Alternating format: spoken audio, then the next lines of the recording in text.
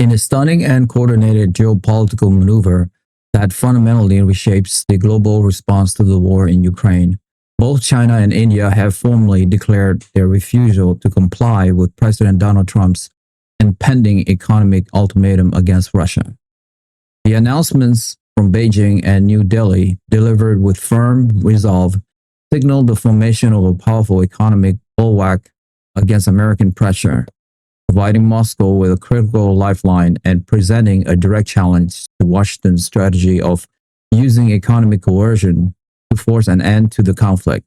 This unified front from the two Asian giants not only threatened to render the proposed secondary tariff ineffective, but also marks a significant moment in the emergence of a multipolar world order, one less differential to the economic and political leverage of the United States.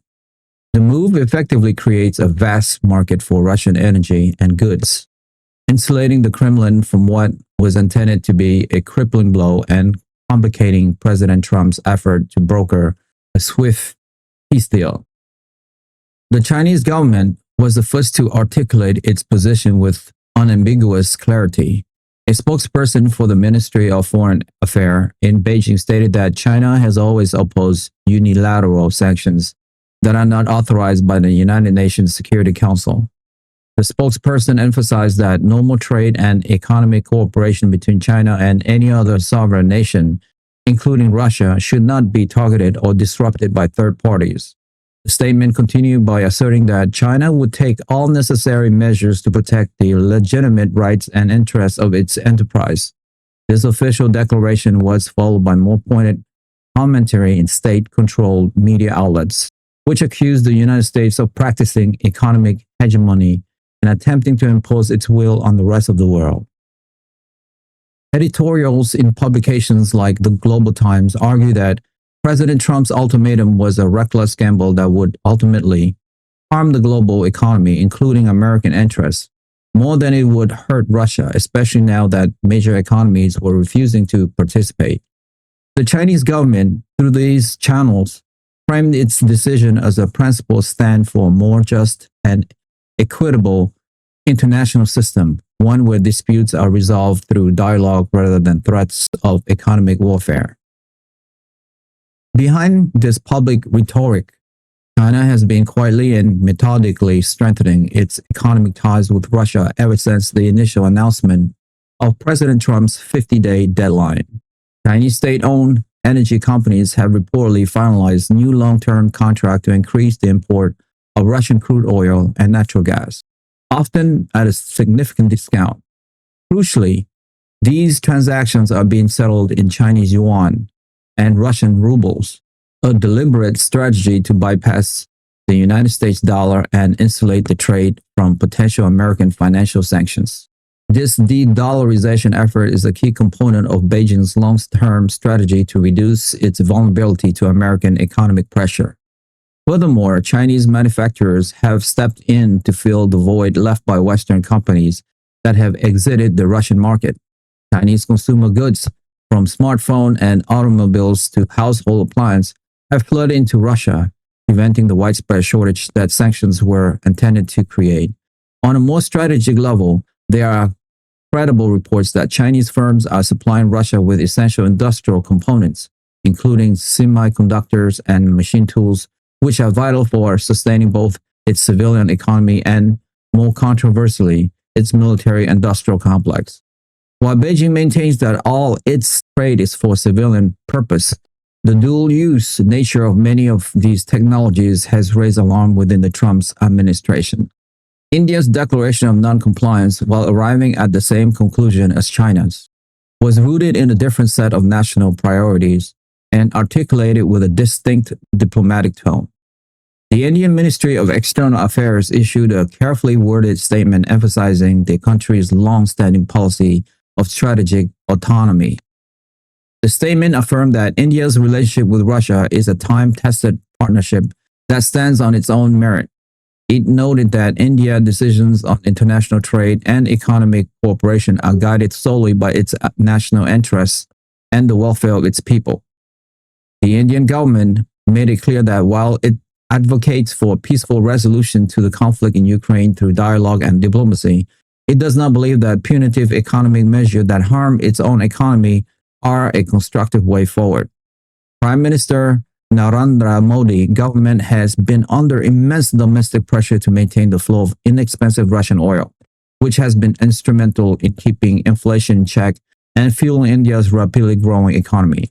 A senior official in New Delhi, speaking on the condition of anonymity, explained that acceding to American demands for secondary tariff on Russian energy would have catastrophic consequences for Indian consumers and industries, a political and economic price the government is unwilling to pay. India's economic rationale is deeply intertwined with its security considerations. The country's military is heavily dependent on Russian hardware, with a significant portion of its tank, fighter jets, and naval vessels being of Russian origin. This includes high-profile systems like the S-400 air defense missile system, the acquisition of which had already been a point of friction with the United States. Adhering to a stringent American sanctions regime would jeopardize the supply of spare parts, maintenance supports, and future upgrades for this critical defense equipment, thereby undermining India's military readiness at a time when it faced security challenges on its own border. To circumvent potential financial blockades, India has accelerated its effort to operationalize a rupee-ruble trade mechanism. This system allows Indian and Russian companies to trade directly in their own currency, a move that, much like China's, chips away at the global dominance of the US dollar in international trade. Indian refiners have been eagerly snapping up discounted Russian Ural crude, refining it, and in some cases, exporting the finished product like gasoline and diesel to global markets, including Europe, thereby creating a complex web of trade that further complicates the enforcement of sanctions. The coordinated defiance from Beijing and New Delhi has triggered a swift and stern reaction from the Trump administration, which now face a monumental challenge to its foreign policy centerpiece. President Trump himself expressed his profound disappointment, reportedly telling aides that he viewed the move, particularly from India, as a significant setback. Publicly, he maintained a tough posture, vowing that countries choosing to side with Russia would face consequences. In a series of posts on his preferred social media platform, he stated that the United States would not be taken advantage of, and that nations that undermine American foreign policy goals could not expect to enjoy the benefits of a strong trade relationship with the U.S. Secretary of State Marco Rubio convened a press conference at the State Department to address the development. He described the decisions by China and India as deeply unfortunate and argued that they would only serve to embolden President Putin and prolong the war. By providing an economic lifeline to the Kremlin, Beijing and New Delhi are effectively underwriting Russia's aggression in Ukraine. Rubio stated his tone grave. This action undermines the international community's effort to hold Moscow accountable and will make achieving a just and lasting peace far more difficult. We had hoped for more from our partners, especially India, a fellow democracy with whom we share many strategic interests. Their decision forced us to undertake a comprehensive reassessment of our bilateral relationship. Rubio added that he had instructed American diplomats in both capitals to convey the administration's grave disappointment and to seek clarifications on the full extent of their planned economic cooperation with Moscow. The most forceful response came from the Department of the Treasury, where Secretary Scott Bessent is the chief architect of the sanction strategy. Benson declared that the United States would not be deterred and was fully prepared to enforce its secondary tariff. Let me be perfectly clear, Benson said, addressing an audience of financial journalists. The United States Treasury has the tools and the resolve to enforce our sanctions. Any entity, regardless of its nationality, that engage in significant transactions with sanctioned Russian sectors will risk being cut off from the U.S. financial system. We are not bluffing. China and India are not immune. Their state-owned banks, energy companies, and industrial firms that facilitate this trade with Russia will be held accountable. Benson outlined the potential repercussions, which could include freezing assets held in U.S. jurisdiction, blocking access to U.S. capital markets, and imposing steep financial penalties. His statement was a direct warning that Washington was willing to risk a major economic confrontation with two of the world's largest economies to maintain the credibility of its sanctioned regime. The unified front presented by China and India has also drawn comment from other key members of the Trump cabinet. Secretary of Defense Peter Hegseth expressed concerns over the military implication, particularly regarding India. India's continued reliance on Russian military hardware is a matter of strategic concern, Hegseth noted. It creates dependency and interoperability challenges that are not in the best interest of our growing defense partnership. We have been very clear that there are superior American-made alternatives available, and we urge New Delhi to accelerate its defense diversification. Meanwhile, Secretary of Commerce Howard Lutnick warned of the potential for significant disruption to global trade. The decision by China and India to defy the U.S. ultimatum creates a tremendous amount of uncertainty in global markets, Lutnick said. It bifurcates the global economy and forces international businesses to make difficult choices. Is this not a path that leads to greater prosperity? It is a path that leads to economic fragmentation and instability. The global ramifications of this new development are immense. The formation of what is effectively a Russia-China-India economic axis, even if informal and born of situational convenience, dramatically weakens the power of Western sanctions.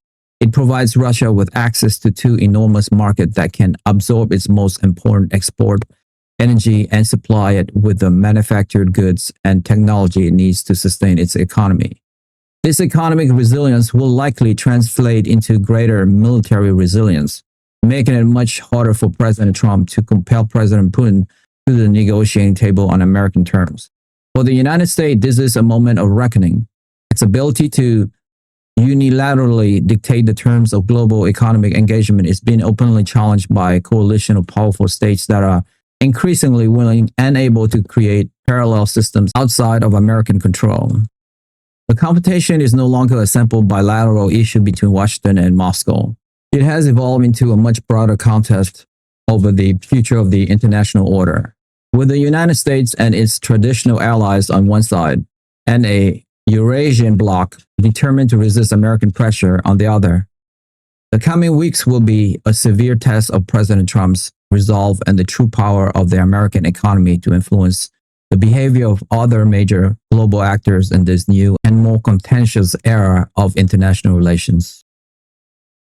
Many of my listeners, like 70%, haven't subscribed to my YouTube channel. And so many of you don't even know that you haven't subscribed. And that is actually what makes the show going. It's almost like you're making a donation to the show. So that's why I ask again and again, because it enables us to grow and grow and grow. And we're going for the long haul here. And listen, if this is your first time listening to World Global Conflict, you don't have to subscribe. You guys, your first ones on me. But if you have watched this show before, it's like you are a freeloader now. So all I would ask you is, if you have seen this show before and you like it, help me, help my team here. Hit that subscribe and like button now. And we will continue to build this show for you. That I swear. Thank you to all of you guys who have subscribed. It means a lot to me. Thank you so much. That's all for me for today. I will see you soon. Bye for now.